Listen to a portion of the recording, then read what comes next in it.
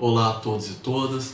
Com base na literatura referente aos estudos pós-coloniais e decoloniais, vou buscar nesse vídeo refletir sobre as relações de poder e os silenciamentos por trás das narrativas em torno do Jubileu de São Miguel e Almas do Cemitério do Peixe, em Minas Gerais, que é o objeto da minha pesquisa de doutorado pelo programa de pós-graduação em História da UFJF.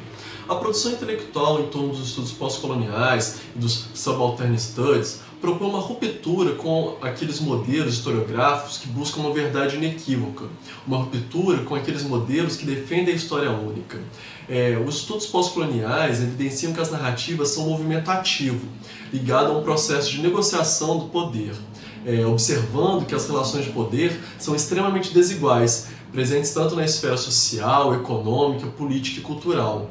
Nesse sentido, trabalhos como da pesquisadora e crítica literária indiana Gayatri Spivak ou do antropólogo haitiano Michel Rolph-Trouillot são importantes porque vão questionar a forma e o modo como as narrativas históricas são construídas e, nesse processo, como se dão os silenciamentos. Com base nesses autores, o nosso objetivo foi evidenciar como a escolha de certas narrativas privilegiam determinados grupos em detrimento de outros. No caso da minha pesquisa, como a história de um fazendeiro silencia a história de comunidades afro-brasileiras que tradicionalmente estão ligadas à festa no Cemitério do Peixe.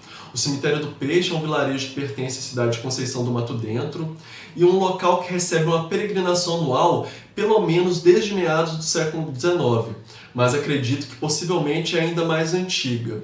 Não se sabe ao certo quando foi o momento exato da origem do cemitério ou da festa e da missa que acontece no local, mas existem alguns mitos. Em resumo, esses mitos vão falar que os primeiros enterrados foram escravizados ou soldados que se alimentaram de peixes estragados. Há também uma versão que fala sobre um escravizado de nome Peixe como o primeiro enterrado no local. Há então um salto na linha do tempo, há um gap que aproxima a história, esses mitos da história do fazendeiro Antônio Francisco Pinto. O Antônio Francisco Pinto, conhecido como Canequinho, no ano de 1915, constrói uma pequena capela em frente ao cemitério, capela destinada a São Miguel Arcanjo. No ano seguinte, em 1916, ele consegue autorização da Arquidiocese Diamantina para receber no Cemitério do Peixe as missões redentoristas. Esses missionários redentoristas que chegaram ao Brasil no final do século XIX. Já no ano de 1940, o Antônio Francisco Pinto, juntamente com a sua esposa, a Rosaura Dumont Pinto, doa o terreno do Cemitério do Peixe ao seu redor para as almas enterradas ali. O Canequinho, então, ele tem sim uma importância na história do local, mas por vezes as histórias que trazem a figura do Canequinho silenciam a origem mais antiga do Cemitério do Peixe.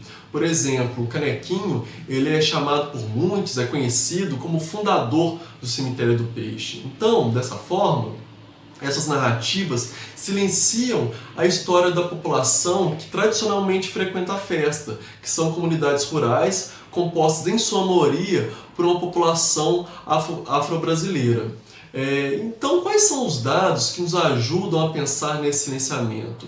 Quando nós vamos aos arquivos, quando nós vemos os documentos, nós observamos, por exemplo, que o Canequinho nasceu em 1860, mas nós temos notícias do jornal O Jequitinhonha, de Diamantina, do ano 1861 e do ano de 1862, que vão falar sobre a realização de uma missa anual no Cemitério do Peixe, uma missa tão antiga que não se sabia a origem, que era ali acompanhada por barracas, jogos e bebidas. O local recebia pessoas vindas de diversos lugares, que percorriam caminhos difíceis e perigosos e quando chegavam ali, construíam os seus acampamentos ao redor do cemitério e de uma pequena ermida que existia no local, uma pequena capela. Outra fonte são as listas nominativas do censo de 1831, que mostram que a região como um todo, quando a gente olha a questão relacionada, a categoria relacionada à cor, a maior parte da população era formada por pardos, crioulos e mestiços. Quando nós analisamos um quarteirão específico, mais próximo ao Cemitério do Peixe, que pertencia a Paraúna, atual Costa Sena, nós notamos que havia ali um total de 249 pessoas, divididas em 28 fogos, que são os domicílios, todos eles rurais. Destes fogos, destes domicílios, 60,7% apresentavam pelo menos uma pessoa na condição de escravizada. Quando nós olhamos para a categoria, para a variável cor desse censo de 1831, para esses domicílios, para esses fogos, nós vemos que há uma concentração maior de pardos e crioulos e uma minoria branca, apenas 10%. Cito também o caso do distrito de Capitão Felizardo, que também pertence à cidade de Conceição do Mato Dentro, está próximo, em torno de 8 quilômetros do cemitério do Peixe, e onde muitos dos enterrados no cemitério do Peixe, muitos dos frequentadores da festa no Peixe, vêm de Capitão Felizardo. Sabemos através do registro paroquial de 1856 e de um outro registro presente no Arquivo Público Mineiro de 1889, que o capitão Felizardo instituiu seus escravizados como herdeiros, dando-lhes a liberdade, mas impondo que nunca vendessem suas terras, prendendo-os ali em comunhão. Esse registro de 1889, ele vai mostrar, por exemplo, que viviam ali, nesse ano, em torno de 1.000 descendentes desses escravizados. Podemos também refletir sobre a inserção ao culto de São Miguel Arcanjo. Inicialmente nós temos um culto às almas do cemitério do Peixe, depois São Miguel Arcanjo é inserido. Então a gente tem uma transformação do culto, uma transformação na devoção.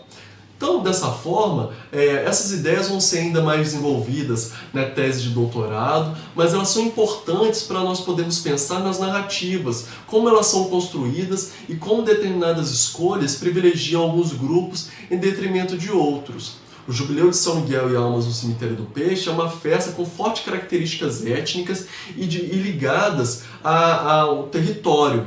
Evidenciam assim que as pessoas preservam ali a sua cultura, a sua religiosidade, as tradições de seu povo e de seus antepassados. Nós vemos a presença da cultura afro-brasileira presente na festa, na devoção às almas, no levantamento do mastro, no toque dos sinos, no som da folia, na alimentação, na troca de semente e em outros diversos momentos. Então é isso, muito obrigado pela atenção.